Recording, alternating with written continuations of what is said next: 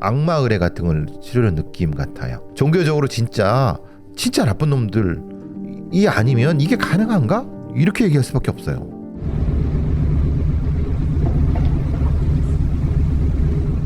현실의 공포는 마음에 그리는 공포만큼 두렵지 않다. 윌리엄 셰익스피어. 하지만 때론 현실의 공포가 마음속 공포보다 더 끔찍하고 참혹할 때가 있습니다. 인천광역시 부평구에 위치한 동수역. 역 인근에는 10년 넘게 맛집으로 소문났던 2층짜리 고깃집이 있습니다. 많은 방송에 소개됐고 수많은 연예인들이 올 만큼 유명했던 식당이 2024년 10월 갑자기 폐업을 했습니다.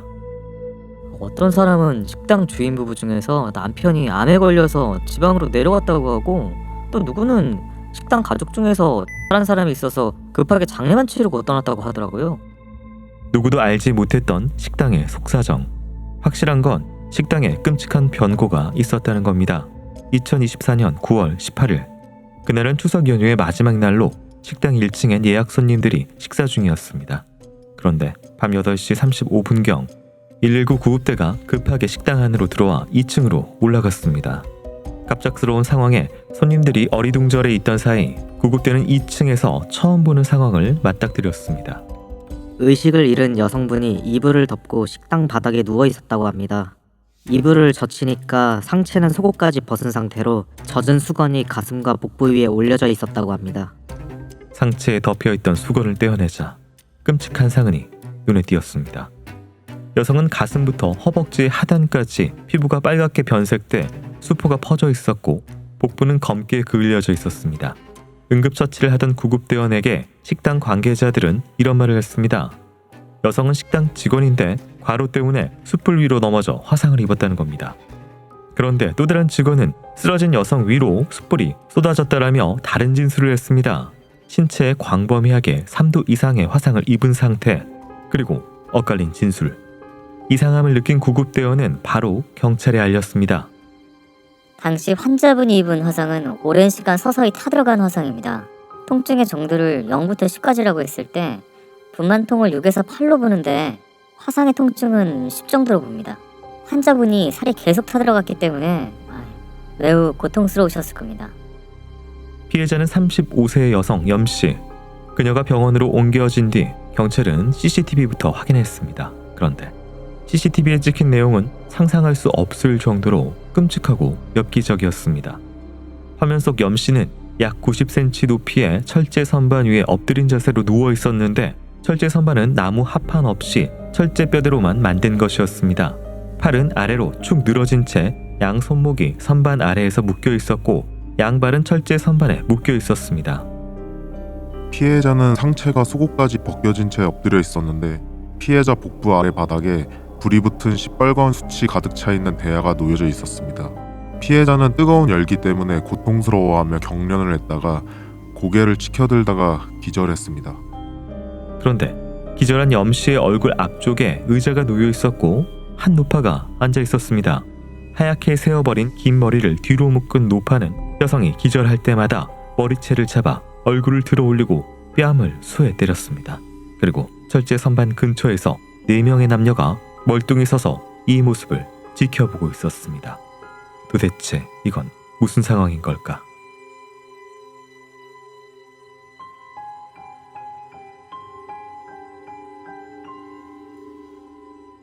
안녕하세요. 이곳은 크라임. 저는 진행과 연출을 맡고 있는 김PD입니다. 날카롭고 정확한 분석으로 대한민국의 정의를 세우고 계시는 배성훈 프로파일러님 모십니다. 네, 안녕하세요. 배선입니다. 반갑습니다. 반갑습니다.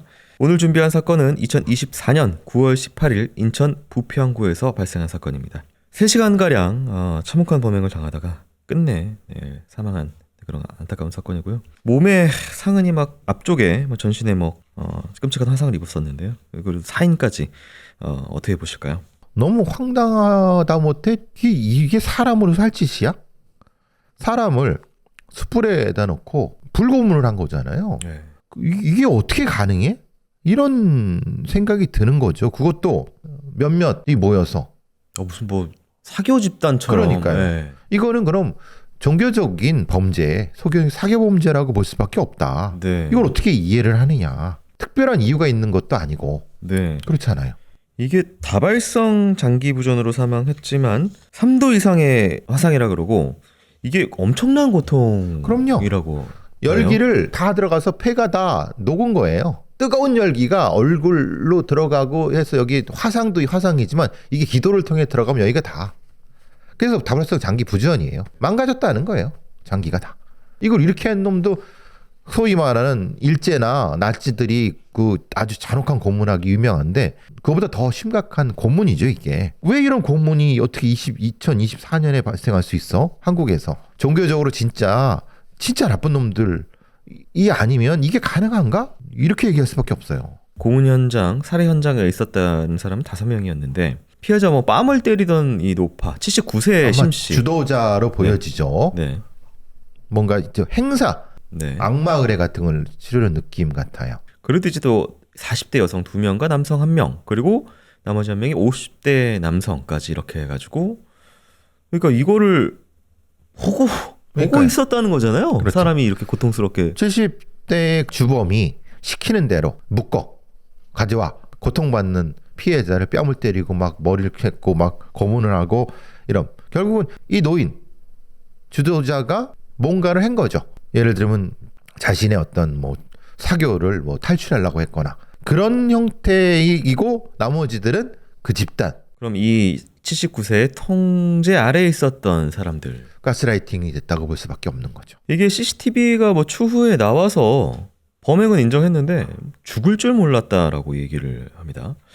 이게 그래서 이제 살인 의도랑 관련된 부분이 또 재판에서 중요하기 때문에 어떻게 보실까요? 근데 아니 숯불을 얼굴에 대서 이렇게 3시간 하면 그걸 죽을 줄 몰랐다고 하는 것도 이상한 놈이고 그렇잖아요. 아 이걸 죽을 줄 몰랐다고 그걸 고지고대로 듣는 것도 이상하잖아요. 그러니까 이거는 미필적 고의건 이런 건 의미가 없어요. 그냥 잔혹한 행동을 한 거죠. 근데 법상으로는 너 뭐 알았어? 살인이야?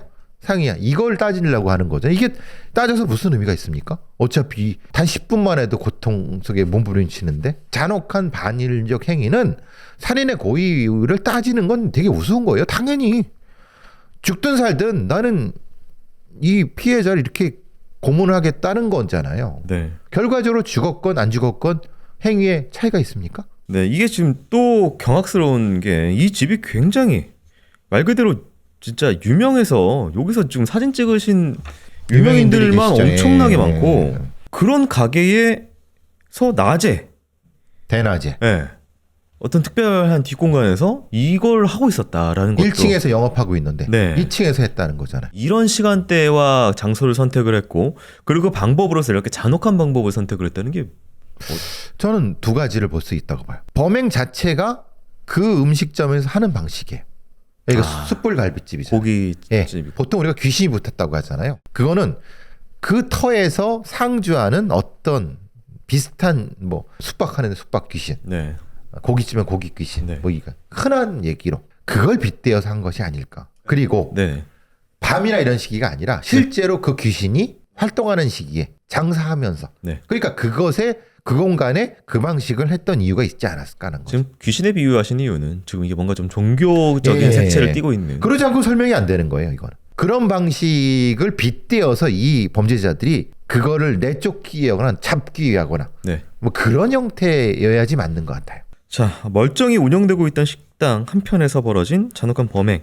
가해자들은 누구이며 왜 이런 범행을 저질렀는지 살펴보도록 하겠습니다.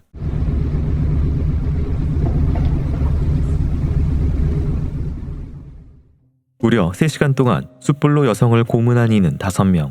수사 결과 범행을 주도한 사람은 79세의 노파 심씨로 1986년에 신내림을 받았다면서 무속일을 해온 사람이었습니다. 한평에 신당을 만들고 점을 봐주거나 구슬했다는 심씨. 신도들이 나한테 할아버지 해. 내가 모시는 신이 할아버지거든. 옛날에는 나를 따르는 신도가 100명은 넘었지. 지금도 내 자식들하고 신도들이 몇 있어. 다들 나를 계속 따라다니면서 죄를 올렸어. 심씨는 자신을 따르는 신도들에게 신처럼 행동했고 특히 전생의 업보 때문에 현생이 힘든 것이니 그 업보를 빚갚든 돈으로 풀어야 한다며 공양비를 받았습니다. 그런데 심씨를 믿고 따르는 신도들 중엔 심씨의 여동생 부부도 있었습니다. 여동생 부부는 자신의 자녀들에게도 이모인 심 씨가 영적 능력이 있는 사람이라고 소개했습니다. 심 씨는 여동생 부부와 조카들의 삶에도 큰 영향을 미쳤습니다. 심 씨는 동생에게 이렇게 말했습니다. 너희 딸내미 선이 있지? 걔가 전생에 네 남편이랑 애인 사이였어. 그래서 엄마인 너를 속으로는 원망하고 죽이고 싶어해. 딸 선이하고 아들내미 민석이 사이 안 좋지? 그것도 둘이 전생에 애인 사이여서 그래. 전생에 민석이가 선이를 차버려서 지금 남매 사이가 안 좋은 거야. 심 씨는 자신의 조카인 선희 씨가 엄마를 죽이려 하고 가족의 앞길을 막고 있으니 풀어야 한다며 기도비를 요구했습니다. 여동생 부부는 딸과 가족을 위해 빌어달라며 심 씨에게 총 수천만 원의 돈을 보냈습니다. 심 씨는 같은 이야기를 반복하면서 여동생 부부와 그 자녀들을 세뇌시켰고 집안에 안 좋은 일이 생기면 그게 모두 선희 씨가 전생에 죄를 졌기 때문이라고 했습니다. 이 일이 10년 넘게 반복되고 있었습니다. 저는 이모님한테 할아버지 신이 들었다는 거하고 전생 얘기하고 다 믿습니다. 이모님은 예지력도 있고 염력도 있고 초월적 능력이 있는 분입니다. 저는 이모님을 존경합니다. 저는 이모님이 죽으라면 죽을 수도 있고 늘 옳은 결정만 하셔서 다 따랐습니다. 저는 지금도 이모님이 제 동생 선희를 위해서 하신 일이라고 생각합니다. 충격적이게 한우 식당에서 사망한 30대 여성은 염선희 씨. 사건을 주도한 사람이 이모인 심 씨였던 겁니다. 그리고 현장에 있던 나머지 4명은 피해자의 오빠와 심 씨의 자녀들, 즉 사촌들이었습니다. 자신의 가족을 태워 죽인 끔찍한 범행. 대체 이들에겐 무슨 일이 있었던 것일까? 사건이 있던 날 선희 씨는 심 씨에게 어떤 이야기를 했고 이에 심 씨는 가족들에게 철제 선반을 만들어 오라고 했습니다. 그날 오전에 동생 선이랑 저랑 같이 들었는데 이모님이 우리들이 모두 모이면 식당에서 주술 의식을 할 건데 위험한 거고 선이가 죽을 수도 있다고 했습니다. 선이가 철제 앵글 위에 올라가서 누우면 불붙은 숯을 밑에 넣는다고 했는데 우리들은 불붙은 숯 때문에 위험하다고 하는구나 이렇게 생각했어요. 오빠 염 씨는 동생 선희 씨가 테마 의식에 동의했다고 주장했습니다. 그러면서 죽은 동생에 대해 나라면 위험하니까 주술 의식을 안 받겠다고 했을 것 같다라며 전혀 죄책감 없는 태도를 보였습니다. 선희 씨가 과연 이 의식에 동의를 한 것일까? 그렇다면 왜 하필 대상이 선희 씨였을까? 선희 씨가 이모에게 했다는 그 이야기, 베일이 가려진 기이한 가족들 사이에 감춰진 진실이 서서히 그 모습을 드러내고 있었습니다.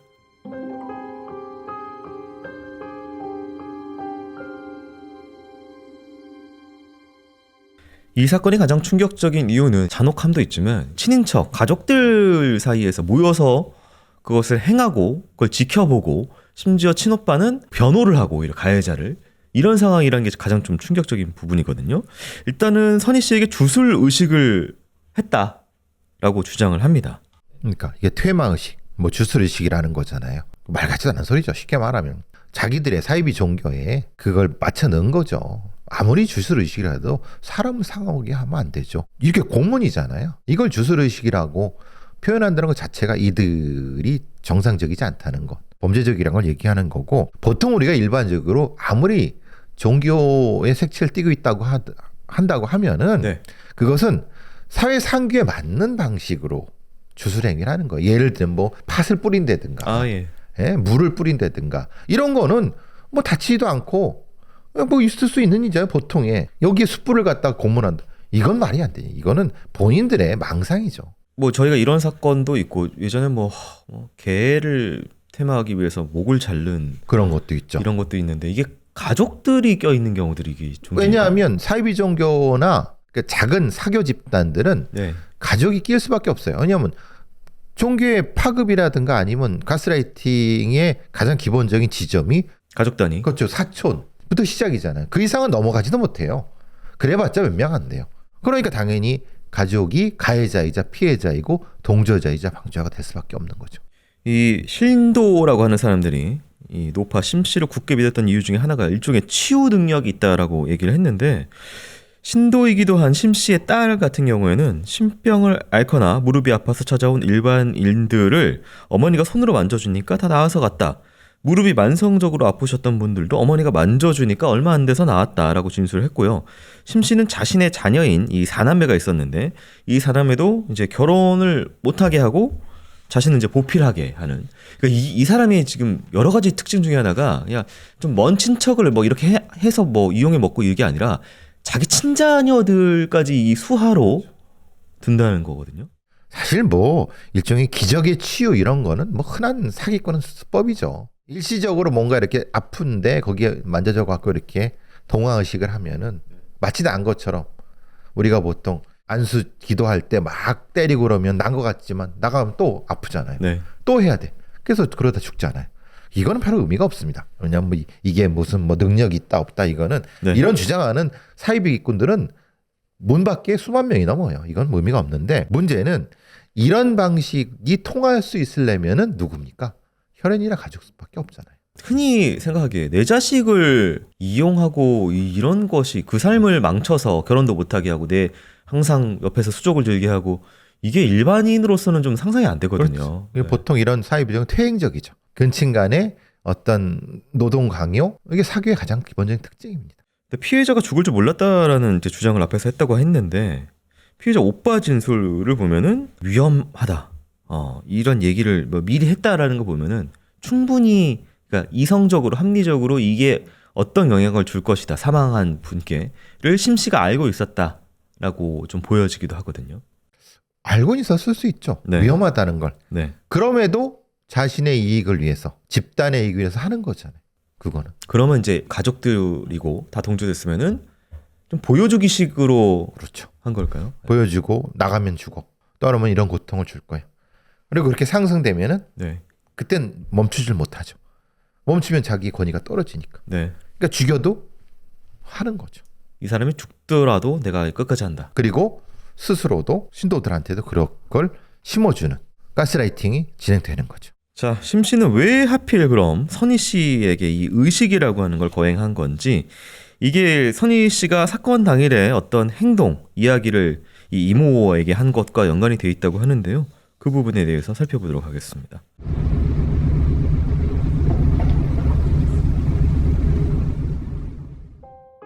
사건이 있던 날 선희 씨는 이모에게 부모님이 계시는 울릉도로 가겠다고 했습니다. 인천에서 자녀들과 함께 식당을 운영했던 여동생 부부는 왜 울릉도에 가 있었던 것일까? 그 역시 이모 심 씨의 명령에 따른 것이었습니다. 선희가 엄마를 계속 죽이려고 하니 가게는 나에게 넘기고 울릉도로 떠나 있으라며 심 씨가 여동생 부부에게 명령한 것입니다.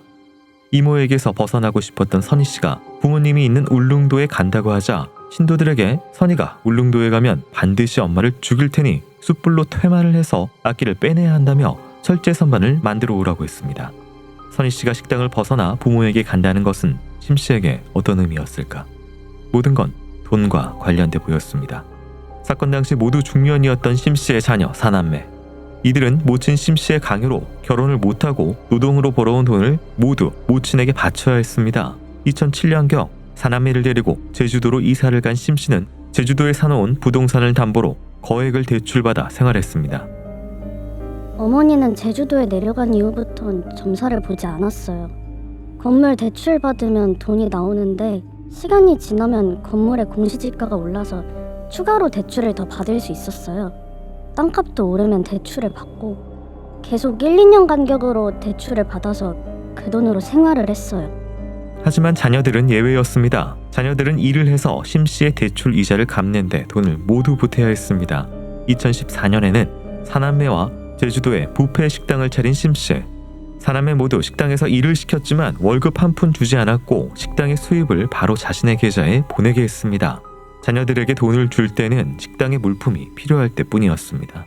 이 생활을 견디다 못한 사남매 중 한 명이 심 씨 몰래 서울로 도망간 적이 있었습니다. 하지만 엄마 죽고 나면 너 후회해라는 심 씨의 전화 한 통에 다시 제주도로 돌아왔습니다. 게다가 심 씨는 자신의 자녀 중 한 명이 시킨 일을 제대로 못한다며 나머지 자녀들에게 너희 나이만큼 동생을 때리고 컨테이너에 가두라고 시킨 적도 있습니다. 그때 심 씨는 자녀를 일주일 넘게 가뒀다고 합니다. 왜 심 씨는 자녀들에게도 이렇게 혹독했던 것일까?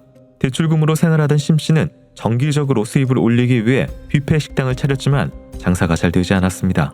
가게 한 달 수입이 최저임금보다 낮을 때가 더 많아 심 씨는 자녀들에게도 대출을 받으라고 시켰고 그 돈으로 자신의 대출 이자를 내고 생활비로 썼습니다. 결국 대출금 16억 원, 이자만 한 달에 800만 원이 됐습니다. 이렇게 돈에 쪼들리던 심씨. 2023년 심씨는 신도들에게 1년 동안 매월 한 평 신당에 모여 제를 지내자고 했습니다. 심씨랑 그 신도들이 2023년 8월경부터 매월 제를 지내며 각자의 죄를 고백하는 의식을 진행했습니다. 그러면서 공양비 제사비 명목으로 상당한 돈을 심씨에게 보냈습니다. 적게는 수천만 원에서 많게는 1억 원이 넘는 액수였습니다. 하지만 그 돈도 금방 바닥이 났습니다. 그러던 2024년 심씨가 돌연 힘들어하던 동생 부부의 식당에 거액의 돈을 보내줬습니다. 동생 부부가 운영하던 인천 식당은 원래 맛집으로 소문이 나 장사가 잘 됐던 곳.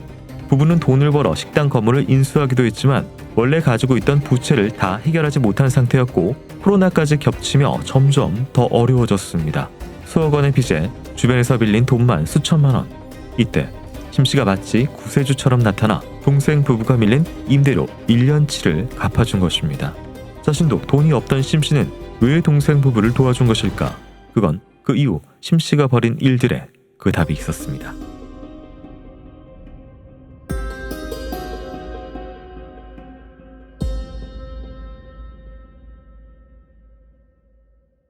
네, 심씨의 자녀들 같은 경우에는 돈줄, 그리고 이제 본인은 대출 받아서 올라가면 또 대출 받고, 그러니까 아무것도 안 하고 은행 돈으로, 그리고 일은 자녀들한테 시키고 이렇게 보이거든요. 과거에 제주도 어디에 땅을 사놨는데 갑자기 올랐어요. 아주 운빨이 좋게. 그걸 통해서 봐, 나는 능력 있어 라고 해서 일 안 하고 이제 서서히 가라앉으니까 대출을 받아서 하고, 그것도 안 되니까 동생 고깃집이 잘 되네, 저걸 좀 뺏어야 되겠다. 근데 그 줄 중에서도 일할 능력이 있고 뽑아먹을 수 있는 이 피해자 접근해 갖고 신도를 만들고, 네. 이런 방식들입니다. 뭐 특별할 것도 없습니다. 피해자의 부모님들 같은 경우는 이제 울릉도에 가 있었긴 했는데, 심씨 같은 경우에는 이제 여동생이죠. 그 부부가 여동생 부부한테 이제 기도비를 받긴 했는데 어려운 일 있을 때도 도와줬던 부분이 있고, 특히나 이제 이 식당 같은 경우에는 좀 한동안 코로나 여파로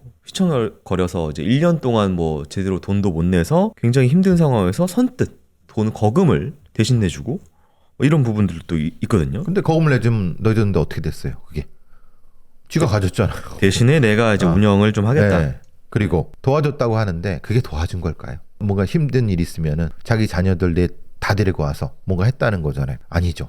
차라리 그걸로 사람 사서 했으면 더 쉽게 했을 수 있겠죠. 그러니까 그게 다 가스라이팅이라는 거예요. 그러니까 도와줬다기보단 내 영향력을 확대한 거죠. 근데 이렇게 결과적으로 봐, 우리 아니었으면 너 죽었어, 너 힘들었어. 사실은 그거 아니었어도 할 수 있었거든요. 네. 그러니까 더더욱 이 부모, 피해자의 부모들은 더 가스라이팅 됐고 다 믿게 되면서 결국 자기 자식을 죽게 만들었고, 자기들은 울릉도 어디 가서 그냥 유배된 것 같은 그런 형태죠. 네. 얘들을 보내야지, 볼모를 잡아야지 네. 이 피해자를 통제할 수 있기 때문에. 그 내용도 굉장히 기이하게 전생에 뭐 인연이었는데 뭐 이런 이야기들도 나오고. 그냥 말 같지 않은 네. 소리입니다. 근친상간 문제, 뭐 네. 네가 아버지하고 무슨 관계였었는데 어머니 때문에 어머니를 죽여야 된다, 뭐 이런 얘기. 결국 원죄를 뒤집어 씌우는 거잖아요. 너는 나쁜 년이기 때문에 너는 여기서 평생 일해야 해서 갚아라, 이 얘기잖아요. 네. 피해자를 여기에 묶어두기 위해서 원죄를 가진 나쁜 사람을 만드는 거예요. 그 여기서 밤새 12시간 넘게 일하고 코피 쏟고 자기 일 못하고, 내가 친구들한테 나가고 싶다고 얘기했는데 그걸 들키니까 또 하고, 이게 반복되잖아요. 어떻게 해야 돼 그럼? 이 범인으로서 본보기를 보여야죠. 네. 그러니까 이렇게 한 거죠. 근데 이제 가족들, 자기 자녀들도 있고 이 오빠도 있고, 사실은 이제 신도라고 하는 또 이 외에도 몇 명의 사람들이 있습니다. 근데 왜 선희 씨였을까요? 제일 말 잘 듣고 돈을 제일 잘 벌고 네. 효능성이 있잖아요. 나머지들은 사실 의미가 없어요. 자기 자녀들도 사회적으로 무능해. 돈도 못 벌어. 그냥 데리고, 그렇게 못 만든 거지, 수족처럼. 근데 이 피해자는 자기 부모 밑에서 그 큰 고깃집에서 다 일도 알고 다 회계 처리도 하고, 그럼 그 고깃집을 누구한테 맡겨요? 얘한테 맡겨야 되잖아요. 얘가 없으면 안 되는 상황. 안 되죠. 얘가 없으면 네. 다 무너지는 거지. 그러니까 얘가 타겟인 거죠. 얘는 절대적으로 내 통솔 아래에 있어야 돼. 아래 있어야 되는데, 그러니까 더 노동이나 이런 게 가중되고, 네. 그러니까 더 도망가려고 하니까 도망가면 안 되겠다. 도망가면 우리가 다 무너진다. 네. 라고 하니까 얘를 어떻게 해야 되겠다. 그래서 뭐라고 해요? 얘가 귀신이 씌인 거야. 나쁜 게 씌인 거야. 그러니까 나쁜 거 씌인 거를 빼내야 돼. 뭘로? 숯불로 빼내야 돼. 고문하고. 자, 심씨의 마수에서 벗어나서 자유를 찾고 싶었던 선희 씨였는데요. 결국은 이제 사망하면서 그 꿈이 좌절됩니다. 사건이 있던 그날에 벌어진 일들 들어보도록 하겠습니다.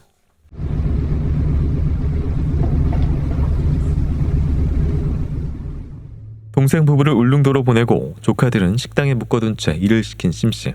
2024년 2월경부터 조카들과 자신의 자녀들을 일꾼으로 썼습니다. 바쁠 때면 신도인 남성 박 씨를 불러 일을 시켰습니다. 심 씨는 선희 씨가 대학생 때부터 식당 일을 도왔던 노하우가 있었기 때문에 선희 씨를 놓아주지 않았습니다. 식당은 거의 쉬는 날 없이 계속 돌아갔습니다. 심 씨는 매일 일이 끝나면 피해자에게 그날 수입을 자신의 계좌로 송금하게 했습니다. 심 씨는 그 돈으로 대출 이자를 갚고 마이너스 통장에 메꾸고 자녀들 신용카드 빚도 갚았습니다. 하지만 2024년 탈출 사건 이후로 선희 씨가 심 씨의 계좌에 돈을 보내지 않자 심 씨는 왜 돈을 보내지 않냐고 화를 내지 않았습니다. 그저 침묵으로 시간을 보냈던 심 씨. 그런데 사건 이틀 전에 심 씨는 갑자기 식당 2층에 신도들과 선희 씨를 불러 모았습니다. 선이가 전생에 임신을 한 채로 스스로 목숨을 끊었는데 그 행동으로 아기가 죽었어. 낙태를 한 거야. 그때 죽은 태아령이 식당에 나쁜 영향을 끼치고 있어. 그 많은 태아령을 달래야 한다며 태아를 앞에 걸어두고 천도제를 지낸 심씨. 다음 날인 17일에 한평 신당에 태아를 가져둬야 한다면서 딸을 데리고 한평에 갔다가 인천에 돌아왔습니다.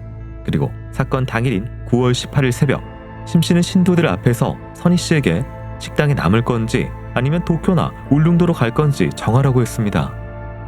당시 피해자는 부모님이 계시는 울릉도에 가겠다고 말했습니다. 그러자 심 씨가 피해자를 울릉도에 데려다 주겠다고 한 뒤에 피해자하고 자신의 딸과 아들을 데리고 차량에 탑승했습니다. 심씨는 선희 씨에게 네 계좌에 남은 돈 전부를 내 계좌로 보내라 라고 시킨 뒤에 차를 출발시켰습니다. 하지만 충청도에 다다랐을 때 심씨는 갑자기 무언가 깨달은 듯 화를 내며 다시 차를 인천으로 돌리라고 했습니다. 선희 씨가 울릉도에 가면 자기 엄마를 반드시 죽일 것이라는 이유였습니다. 내 동생을 죽일 수 없다며 인천 식당으로 돌아온 심씨는 자신의 아들과 신도 박 씨에게 퇴마를 할 것이니 오전 중으로 철물점에 가서 철제 선반을 맞춰오라고 했습니다. 그리고 오후 3시 20분경 선희 씨와 자신의 자녀 3명, 신도 박 씨를 데리고 2층으로 올라갔습니다. 박 씨는 선희 씨가 누울 수 있도록 철제 선반 위에 나무 합판을 올렸습니다. 하지만 심 씨가 합판을 치우라고 하고 선희 씨 보러 철제 선반에 올라가서 엎드리라고 했습니다. 선희 씨가 올라가자 신도들에게 선희 씨 양, 발목, 몸통, 목 부위를 철사로 철제 앵글에 묶으라고 시켰고 선희 씨에게 팔을 선반 아래로 뻗으라고 하고 양팔도 철사로 묶으라고 했습니다. 그 다음부터 지옥의 공원이 펼쳐졌습니다. 심씨의 명령으로 신도들은 철제 대야에 불붙은 숯을 가득 채운 뒤 선희 씨의 복부 아래쪽 바닥에 뒀습니다. 선희 씨가 뜨겁다, 잘못했다, 풀어달라 라고 소리쳤지만 심씨는 식은 숯을 선희 씨의 입에 우겨넣고 소리를 못 내게 했습니다. 심씨가 숯불이 약해졌다 싶으면 계속 불붙은 숯을 추가하라고 시켰고 숯이 든 대야를 허벅지로 옮겨 화상을 입히고 가슴 쪽으로 또 옮겨 또다시 화상을 입혔습니다. 고통에 몸부림치던 선희 씨가 기절을 하면 뺨을 수에 때려 깨웠고 아예 소리를 지르지 못하게 숯을 입에 물리고 흰색 천으로 재갈을 물렸습니다. 심 씨는 신도들에게 가위로 선희 씨의 상의와 속옷을 잘라버리라고 했습니다. 그리고 더 고통을 주기 위해 숯을 넣은 대야 밑에 받침대를 받쳐 숯불의 높이를 올렸습니다. 선희 씨의 양손은 검게 타들어갔고 맨살인 복부도 검게 변했습니다. 결국 3시간의 숯불 고문 끝에 의식을 잃고 결국 깨어나지 못한 선희 씨. 이모에게 인생을 빼앗긴 노동의 값을 바치던 그녀는 35살의 젊은 나이에 목숨마저 빼앗기고 말았습니다.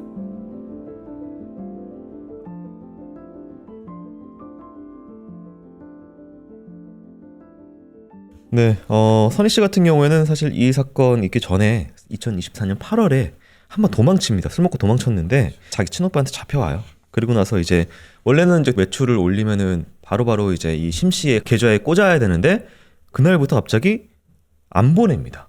돈을 안 보내요. 그리고 또 이제 엄마 아빠한테 가겠다. 이날 울릉도에 가겠다라고 한 날 뭐 차를 그래 가. 다시 돌렸다가 아니야 퇴마해야 돼. 그날 이게 벌어진 일이거든요. 그렇죠. 네. 이렇게 보냈다가는 얘가 완전히 도망가겠구나. 그래서 퇴마라고 하는 빌미를 삼아서 자기 것을 만져되겠다 생각을 한 거죠. 그러니까 당연히 그 공간에서 장사할 때 해야 될 수밖에 없죠. 심씨 같은 경우에는 경찰 조사에서 피해자가 정신 이상이 있었다, 악귀에 빙의됐다라고 주장을 했는데 다 개소리입니다. 이런 인간들 사이비 사교의 교주들의 말은 네. 일고의 가치도 없습니다. 그냥 떠드는 대로 하는 겁니다. 피해자를 공격하기 위한 수단이죠. 네, 그래서 어떤 이야기를 했냐면은 피해자가 남자와 성관계를 해야만 하는 색신이 들어가 있어서 아빠와 성관계를 해야 되는데 엄마 때문에 아빠와 못한다. 그래서 엄마를 죽여야 된다. 라고 생각을 하고 있고 무의식적으로 피해자는 중학생 때부터 남자만 보면 성관계를 하고 싶어 했다. 피해자가 엄마를 죽이겠다고 말했다.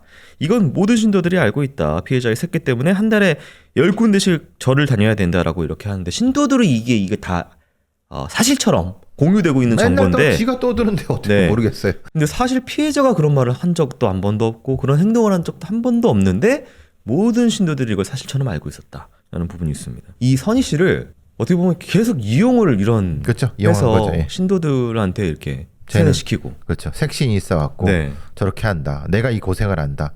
쟤 때문에 네. 내가 이렇게 영험한 사람이다. 이렇게 하는 거죠. 그래서 심 씨의 명령에 따라서 피해자를 결박하고 숯불을 뭐 더 뜨거운 걸로 바꾸고 했던 신도들 같은 경우에는 뭐 나중에 이제 경찰 조사가 시작이 되니까 선희가 너무 고통스러우고 아파하는 것 때문에 차마 못 봐서 뒤돌아서 있었다. 위험하다는 거 알고 있었다라고 진술을 했지만 누구도 당시에 아무도 말리는 사람이 말리지 없었고 않았고. 시키는 대로 다 했고 심지어 오빠가 1층에 있었다고 하는데 올라와서 한 번씩 봅니다. 사촌 언니랑 올라와서 왔다 갔다 하면서 동생 그렇게 하고 있는 거 보고 있는데 아무도 말리지 않고 심지어 오빠는 이 사건이 끝나고 동생이 죽으니까 피해자의 휴대전화를 소각해서 태워서 없애버립니다. 증거인멸해요. 그렇죠. 누굴 위해서? 교주를 위해서. 네, 이모를 그렇죠. 위해서. 네. 하여튼 너무 이해가 안 되는 부분이에요. 이거는 네. 뭐 특정 사교 집단이 나타나는 정신 상태에 대한 여러 논문들이 있습니다. 정신적 특이적 상태라고 얘기를 해요. 그렇다고 해서 이 사람들이 정신병에 걸린 건 아닙니다. 그냥 집단적인 망상에 씌여 있는 거죠. 그래서 뭐 이거 나중에 뭐 취재진들이 이 오빠한테 가가지고 뭐 인터뷰 막 요청을 하니까 화를 내고 그렇죠. 가시라고요 뭐 이러면서 네, 계속 그러고 협박하고 그 어머니도 똑같은 얘기를 하잖아요. 네. 우린 할 말이 없다. 우리가 다 피해자 아니냐? 아니 그게 아니라 당신 동생이 죽었잖아요. 피해자는 당신 동생이지 그랬다. 아니다. 우리 모두가 피해자다. 이모도 피해자고 우리도 피해. 동생은 그냥 귀신 씌어서 사고로 죽은 거고 그 이모가 어디가 지금 아프신데 어떻게 이런 얘기 하잖아요. 네. 집단적인 심리 상태에 들어가 있는 이거는 사실 어떻게 해결할 방법이 없습니다. 그러니까 이게 뭐 형량을 줄이고 이런 걸 떠나서 그냥 그렇게 믿고 있는 거예요. 네. 네. 그럼 그 방법은 현실에서의 법적인 수용 생활이나 아니면 이런 걸 또 고통을 줄 수밖에 없어요. 그렇게 믿는 데는 어떻게 해요? 그렇지만 그렇게 믿는 것이 건전한 사회 상규를 파괴한다고 하면 이거는 법이 작동할 수밖에 없는 겁니다. 가장 중요한 인물 이모라는 79세 노파 심씨 같은 경우에는 너무나 잔혹하고 사람들을 통제하려고 하고 여러 가지 심리적 특성들이 굉장히 좀 분석을 해봐야 돼서 뭐 심리 분석, PCLR 이런 것들을 좀 해봐야 될 것 같은데 판결문 보면은 뭐 이런 내용은 없었습니다. 종교 교주한테는 이거는 네. 의미가 없어요. 본인이 거부를 할 거고 실제로 해도 그 점수는 안 나오거나 의미가 없을 수 있어요. 그래서 안 넣을 거예요. 속일 수도 있어서 속일 수도 있고 네. 그런데 정신적인 형태의 망상 상태가 있었다고 하면은 네.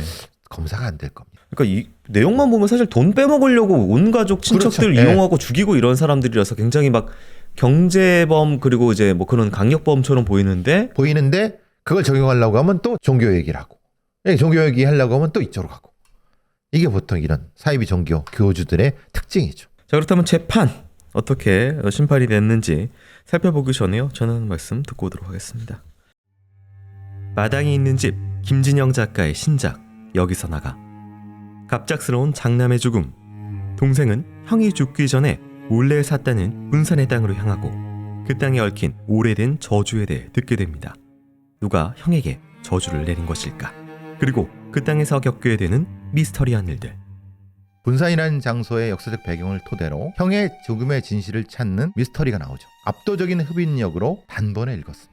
대한민국의 과거이자 현재를 관통하는 미스터리 스릴러 여기서 나가. 더보기나 고정 댓글에 구매 링크가 있습니다. 많은 관심 부탁드립니다. 네, 그렇다면은 자기 가족들을 이용하고 서로 공범이 되고 끝내 살해한 이 사람들의 형량을 좀 살펴봐야 되는데요. 뭐 인물들이 많습니다. 뭐 여러 인물들이 있는데 일단은 피해자 부모를 빼고 나머지 신도들이 살인과 살인 방조 혐의로 기소가 됐습니다. 2025년 9월 25일 날 1심 선고가 나와 있습니다. 심 씨는 무기징역, 신도 박 씨와 심 씨의 자녀 3명은 각각 징역 25년과 징역 20년에 처해졌습니다. 1층에서 일하고 증거를 인멸한 오빠 염 씨, 사촌 언니는 각각 징역 10년을 선고받았습니다. 사건 초기부터 이제 재판에 이르기까지 피해자의 부모는 피고인들의 처벌을 원치 않는다는 의사를 피력을 했고요. 탄원서도 제출했습니다. 하지만 재판부는 이를 받아들이지 않았습니다. 피해자의 부모는 일주일에 2번 투석을 해야 하는 심 씨의 건강을 걱정을 합니다.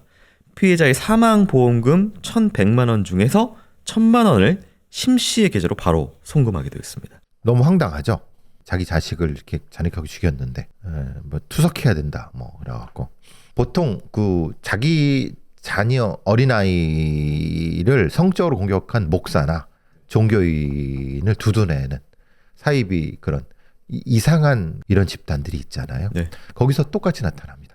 자기 자녀를 공격해서 이렇게 성적으로 유린해도 오히려 그 교주를 두둔하지 아이들은 그래서 이게 딱 그 심리적 상황이죠. 본인이 그것을 딸을 보호하지 못했다라는 것을 부인하고 싶은 걸까요? 왜 그러는 걸까요? 그건 보호하기보다는 네. 종교적인 그러니까 사교에 빠져든 상태일 가능성이 높죠. 이미 그 외의 생각이 불가능하죠. 자녀는 그냥 도구일 뿐입니다. 그 종교에 바쳐진 재물이죠. 그래서 이 그 피해자의 친구들이 탄원도 많이 했어요. 이런 종류의 부모는 친권을 뺏거나 아니면 그 관련된 부분을 단전할 수 있게.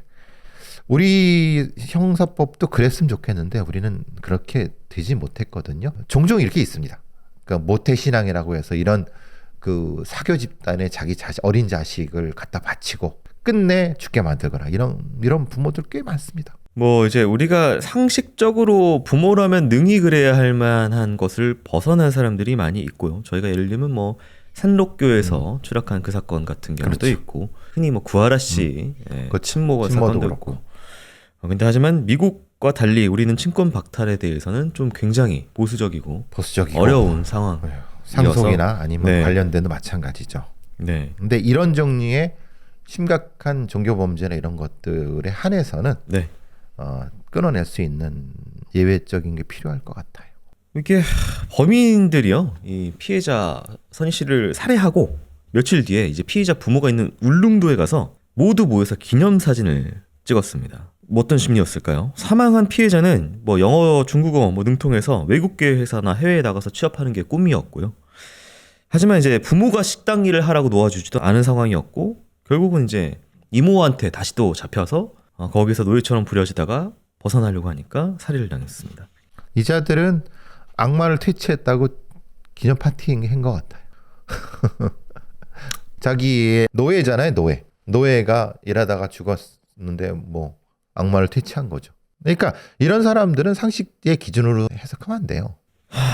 안타깝습니다. 네, 피해자분 너무 한창 나이고 꿈이 많았을 텐데요. 너무 안타깝습니다. 명복을 빌겠습니다. 그래서 오늘 좋은 말씀 감사합니다. 수고하셨습니다.